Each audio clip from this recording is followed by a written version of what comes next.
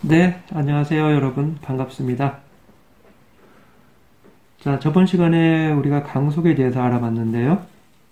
이 강속이라는 미스테리가, 음, 사실상 골치가 아픕니다. 왜냐하면, 이 강속이라는 자체가 우리가 볼 수도 없고, 물론 뭐 반사돼서 가시광선으로 보이기는 하지만은, 볼 수가 없고, 그 다음에 측정할 수도 없습니다, 사실. 반사돼서 우리가 그 반사된 입자 자체를 우리 눈의 망막을 통해 가지고 확인하는 그 과정이 우리의 생리 메커니즘인데요. 이 강속 자체는 우리가 스스로 볼 때에 이것은 속도나 어떤 물리적인 실체, 그리고 그러니까 그렇습니다. 어떤 질량이나 물리적 실체가 있으면 우리가 잴 수 있지 않습니까? 그쵸? 그런데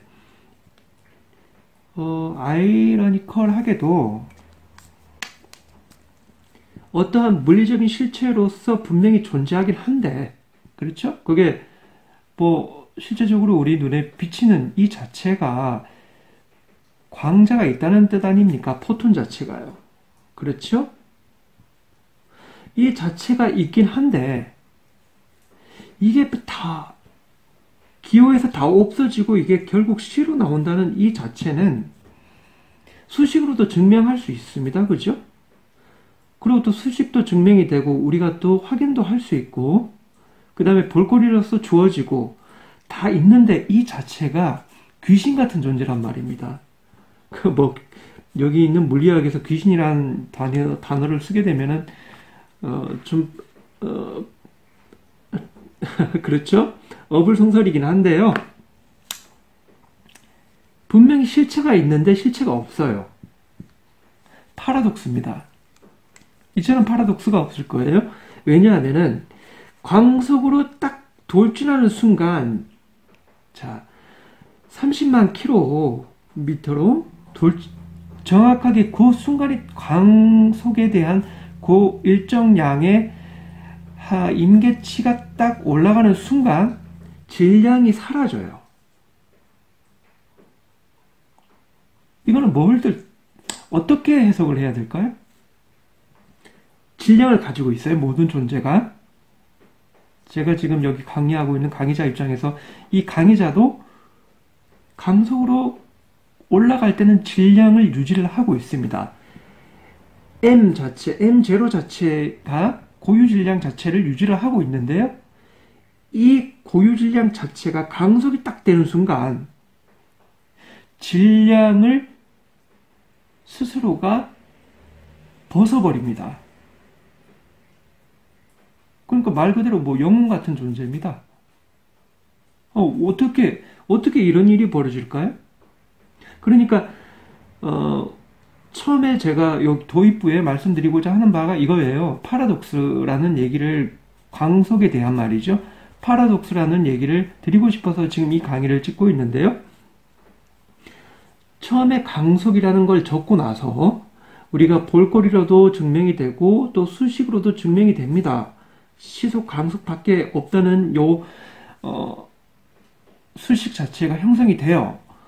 그리고 포톤 자체도 우리가 눈으로 이렇게 디텍트를 해서 볼 수 있기 때문에, 잠시만요. 자, 그래요. 어디까지 했죠? 자, 일단 그래요. 분명히 있어야 되는 존재고 확인이 되고 또 수식으로도 증명이 되는 존재입니다. 뭐가요? 그 포톤, 광자라는 이 존재가 자체가 말이죠. 그런데 문제가 이게 광자는 자기 질량을 버려야 광속이 됩니다. 지금 여기 있는 이런 그 논리적인 관계가 어불성설이에요. 그리고 굉장히 어떻게 보면은 분명히 존재해야 되는데 세상에 있는 모든 존재는 존재하게 되면 질량을 가지거든요. 매스라는 그 질량 자체를 가지고 있는데 광속으로 허용이 되려면은 이 필량을 버려야 된다는 그 얘기가 성립이 되는데요. 그러면 그게 무슨 뜻인가? 있긴 있는데 없는 존재예요. 자, 뭐 그렇게 정의를 할 수 있겠습니다. 그러니까 제가 이렇게 말씀을 드리고 난 후에도 이게 뭐가 앞뒤가 안 맞는 듯한, 그러니까 속는 기분이 듭니다. 그래서 지금 여기에서도 마찬가지로 쭉 다 해놓고 와서 이거 사기 맞는 기분이에요. 그죠? 그냥 이거 다 지워지고 여기 속도하고 뭐 시 자성분의 관계가 이걸로 해갖고 분자 분모가 다 지워지고 결국 C만 남는다. 이거 존재는 한다. 그런데 뭐가 문제인데 질량이 없다. 세상의 모든 존재는 질량을 가져야 되는데 질량이 없다니 이게 무슨 말이 되는가. 그게 바로 포톤입니다. 그게 바로 강석이고 강석의 정의고요. 그게 바로 우리가 이야기하는 바로 E 이꼴 mc 스퀘어의 원조가 됩니다. 자, 여러분들 물리학 자체를 우리가 이해를 하려고 들지 않습니까? 그리고 상당히 논리적이에요. 수식이 쫙 들어가면은 그 자체 논리가 수식으로 전개가 되는 거고요. 그게 결론으로 도출돼 나옵니다. 그래서 우리가 과학이라는 존재를 맹신을 하게 되는 거고, 그 다음에 의심의 눈초리로 바라보지 않습니다. 뭐 무속 신앙이라든가 뭐 무속 신앙, 그 다음에 뭐 여러 가지 어떤 철학 이런 것들은 뭐 그럴싸한데 결국 결론이 도출되지 않지 않습니까? 그것들은. 그래서 우리가 의심의 눈초리로 바라봐야 되는데, 여기 있는 이 과학이라는 수식 자체는 우리가 의심의 눈초리로 바라보게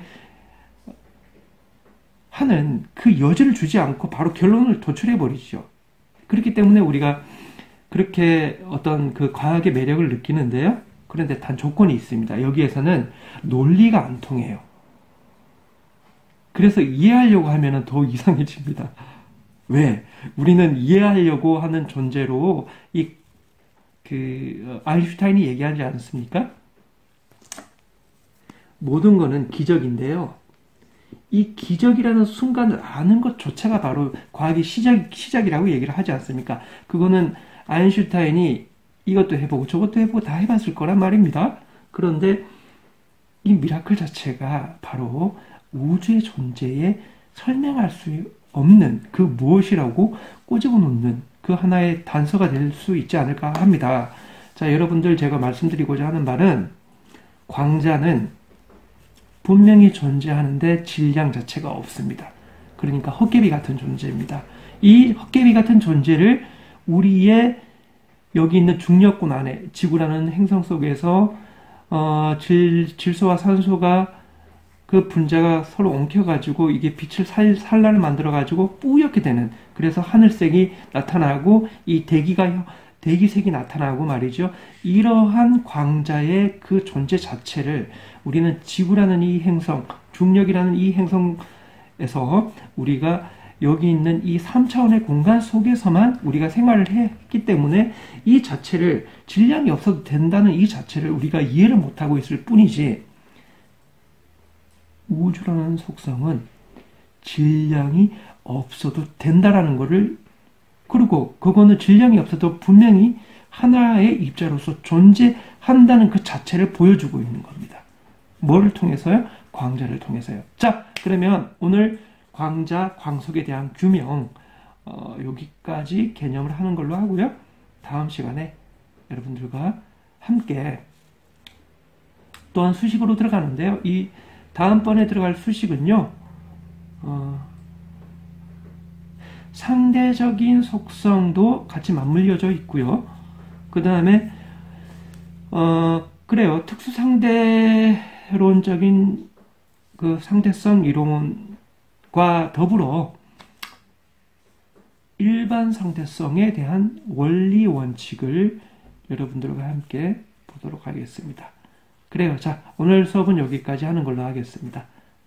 수고하셨습니다.